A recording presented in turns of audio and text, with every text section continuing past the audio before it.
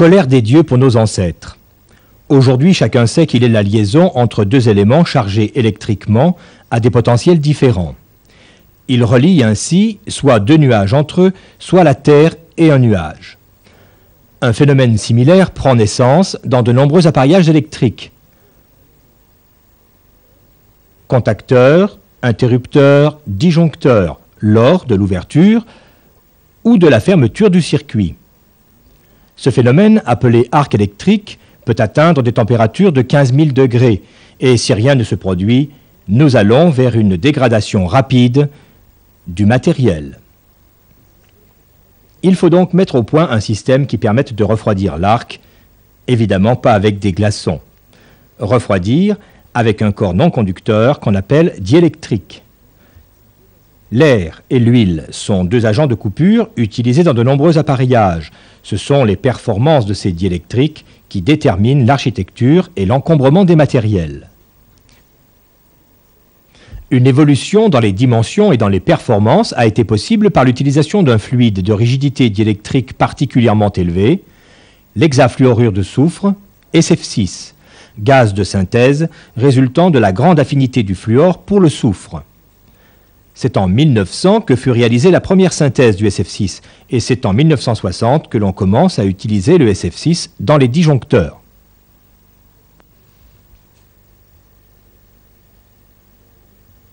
Le SF6 est l'un des gaz les plus lourds actuellement connus. Il est environ 5 fois plus lourd que l'air. Sa masse spécifique est de 6,18 grammes par litre. Le SF6 est une substance inerte et dépourvue de toxicité à l'état pur. Il est incolore, inodore et ininflammable. Exempt d'oxygène, il n'entretient pas la vie. La vitesse du son dans le SF6 est 3 fois inférieure à celle dans l'air. Comme tous les gaz, il se liquéfie sous l'effet soit de la température, soit de la pression. Dans des conditions ordinaires de pression, il se liquéfie à une température de moins 60 degrés.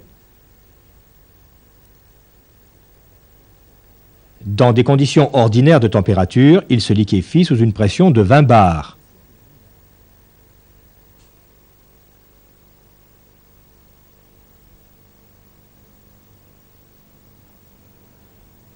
Stocké dans des bouteilles sous une pression de 20 bars, il se présente donc en phase liquide.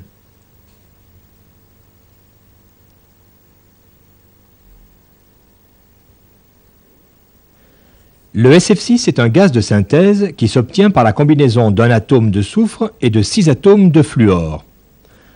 On note que cette réaction se fait avec un grand dégagement de chaleur, de même ordre de grandeur que la combustion du charbon. Comme l'on sait que l'énergie qui se libère lors d'une synthèse est celle qu'il faudra donner pour décomposer le produit, on peut déjà prévoir que le SF6 sera un refroidisseur énergique et un composé stable. Dans des conditions normales de température, le gaz est inerte et ne réagit pas avec son environnement. Aux températures élevées, développées par l'arc électrique, le SF6 se décompose. Cette décomposition commence en fait à 400 degrés pour donner des produits comme l'hydrogène sulfuré, caractérisé par son odeur d'œuf pourri,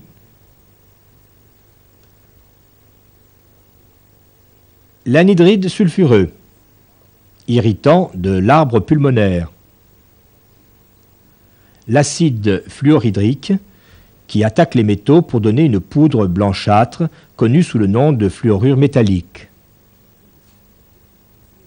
On trouve aussi des fluorures de thionyle, fluorure de sulfuryle, tétrafluorure de thionyle. Tous ces produits de décomposition sont en majeure partie absorbés par un tamis moléculaire, c'est-à-dire qu'ils sont traités et restitués en grande partie en SF6 pur. Deuxième avantage à ce tamis moléculaire, son pouvoir d'absorption de l'humidité, car l'humidité est génératrice en outre d'acide fluorhydrique.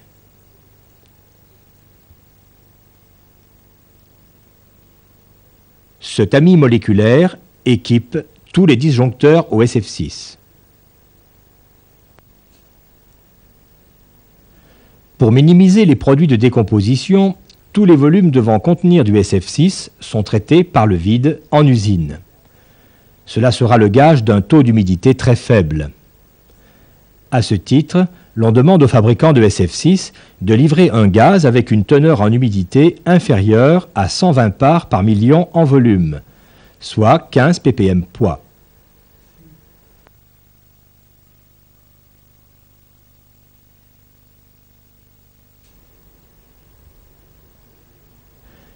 Le SF6 est remarquable pour ses qualités d'agent isolant. À la pression atmosphérique, ses performances sont plus de 2 fois supérieures à celles de l'air.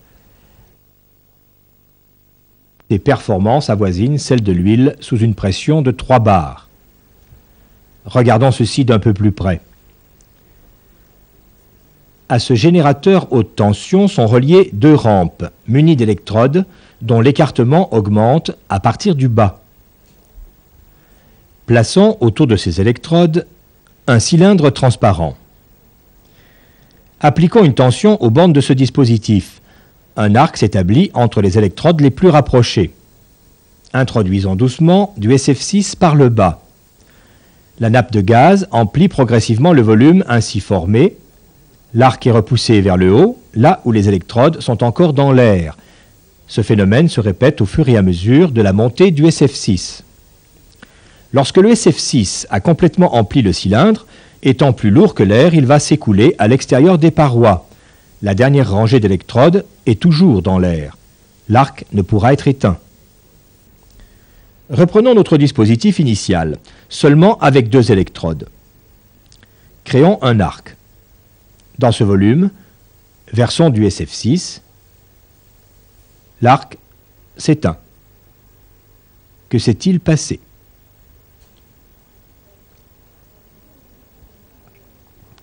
À une température de 2000 degrés, la molécule de SF6 se dissocie.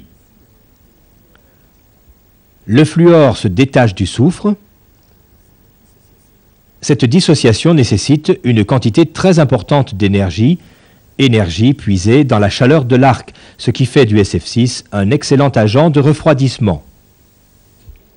Aux alentours de 3000 degrés, le soufre perd ses électrons, immédiatement captés par le fluor. À 6000 degrés, le fluor à son tour lâche des électrons.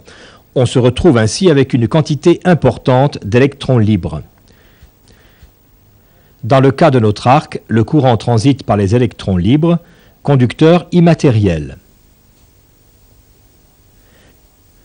La résistance de l'arc s'écroule d'environ 300 fois. Le milieu devient conducteur. Seul le passage du courant par zéro, conjugué à un soufflage énergique de SF6 frais, assure la coupure de l'arc. Résumons-nous, le SF6 est un excellent agent de coupure. La haute énergie nécessaire à sa dissociation entraîne le refroidissement efficace de l'arc. La régénération rapide du SF6 autorise des rétablissements de tension très sévères.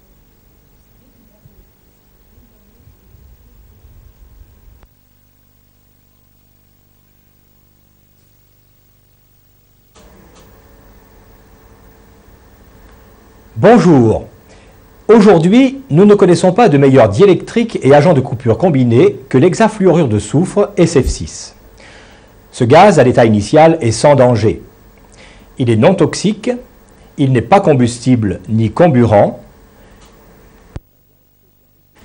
il ne présente aucun risque d'explosion. Il est toutefois nécessaire de prendre certaines précautions. Le SF6 est 5 fois plus lourd que l'air. En cas de fuite, il va donc s'accumuler dans les parties basses du local, les caniveaux, les caves. De ce fait, il faut expressément prévoir une aspiration en partie basse et une ventilation, car à forte concentration, il peut prendre la place de l'air ambiant et provoquer l'asphyxie. Sachez toutefois que la Commission électrotechnique internationale affirme que 5 souris laissées pendant 24 heures dans une ambiance de 79% de SF6 et 21% d'oxygène, restent en vie et ne présentent aucun comportement anormal. Il faut proscrire à l'intérieur des locaux toute source de chaleur, cigarettes, moteurs thermiques, postes à souder, qui seraient en mesure de déclencher un processus de décomposition du gaz. Cette décomposition est comparable à celle qui prend naissance dans le disjoncteur lors de l'ouverture ou de la fermeture du circuit. Sur le plan médical, certains de ces produits de décomposition sont des irritants violents des muqueuses et de l'arbre pulmonaire. Toutefois, il faut savoir que ces composants gazeux ne sont présents qu'en quantité infime et qu'ils ne seront donc que très rarement agressifs. Ceci grâce au tamis moléculaire présent dans toutes les chambres de coupure. Celui-ci assure le traitement de ces produits et la restitution de SF6 pur à plus de 99%.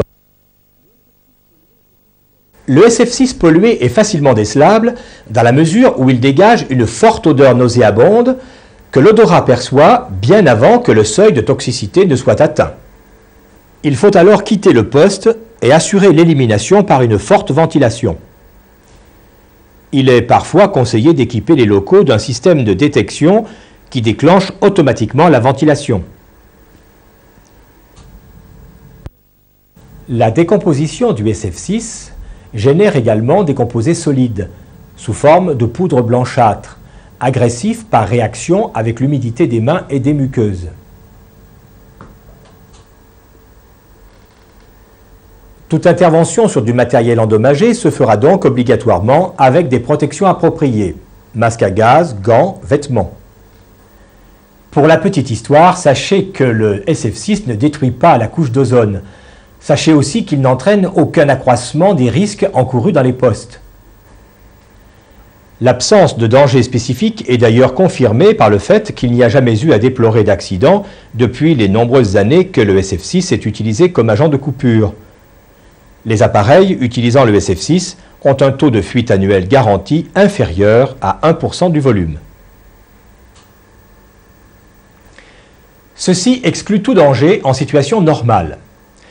La situation anormale est l'explosion d'un appareil, fait rarissime.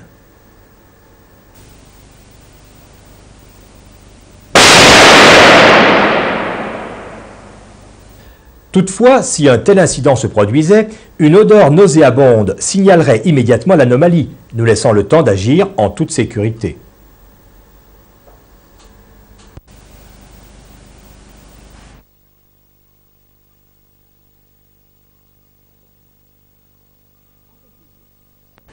En conclusion, le SF6 n'est pas un produit dangereux.